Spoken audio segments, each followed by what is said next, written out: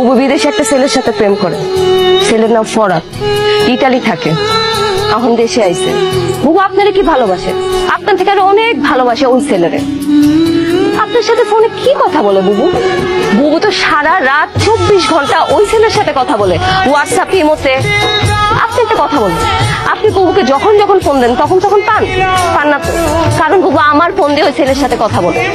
কেন জানেন? কারণ আপনি যেন অ্যানাদার কল ওয়েটিং এ না পান। আমার বুবু এখন কই আপনি জানেন? ওই ছেলের সাথে দেখা করতে একটা হোটেলে গেছে। আমার পাখি আমার হাতি ধরতে দেয় না, আবার আরেক বেটার লোকে আরেক হোটেলে যাইবো? না না, আমি এসব বিশ্বাস করি না। বুবু যে আপনার হাত ধরতে দেয় না, এটাও বুবুর একটা অভিনয়। বুবু আপনার হাত ধরতে দেয় না, কিন্তু ওই ছেলের সাথে একটা হোটেলে। আমার বুবু তো, আমি এর থেকে আর বেশি কিছু বলতে চাই না। ওই ছেলে বুবুরে ছবি পাঠাইছে, আমার ফোন দিয়ে মেসেজ করে দেখেন। আপনি যেন আমি এখনো আমার বুবুকে ফোন দিতে পারি, সে তো ওই ছেলের সাথে হোটেলে আছে। কি অবস্থা? কই তুই? তোরা ভালো লাগাইছি, কত কিছু যে নিয়ে আইছে, তোর লেগেও নিয়ে আইছে জানোস। বাহ, ভালো তো। ভিডিও কল দিব। এই দেখ কত কিছু নিয়ে আইছে, দেখ দেখ দেখ। তুই যে মিজান ভাইয়ের সাথে এগুলো করছিস, তো একদম কাজটা ঠিক করিস নাই।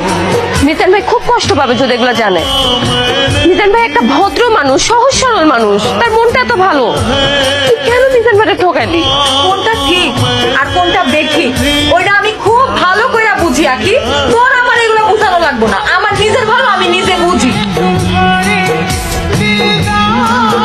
মিজান ভাই,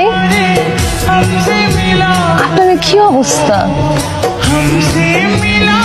আপনি কি সারা রাত বাড়িতে যান নাই? সারা খাওয়া দাওয়া করেন নাই, বাড়িতে যান নাই, এখানে এভাবে পড়ে আছেন, এটা কোনো কথা? খেয়াল নেই, সব পাগলামি করতেছেন। কি করছেন নিজের চেহারাটা কোন তো? আপনি যারা বিশ্বাস করেন, অন্ধের মতো বিশ্বাস করেন। এটাই আপনার সব থেকে বড় দোষ মিজান ভাই। আমি আপনার হাতটা ধরতে চাই, সারাটা জীবন আপনার পাশে থাকতে চাই। আগে তুই কি পাগল হয়ে গেছোস? কি যাতা কথা কইতেছোস? তোরে আমি বইনের নজরে দেখি। মিজান ভাই, তুই যা কইতেছোস সেটা আমার পক্ষে সম্ভব না। আমি আপনার বিয়া করতে চাই। তুমি এইখানে বসে আছো? হ্যাঁ, তাই আমি যে তোমারে পাগলের মতো খুঁজতাছি সেই দিকে তোমার কোনো খেয়াল আছে?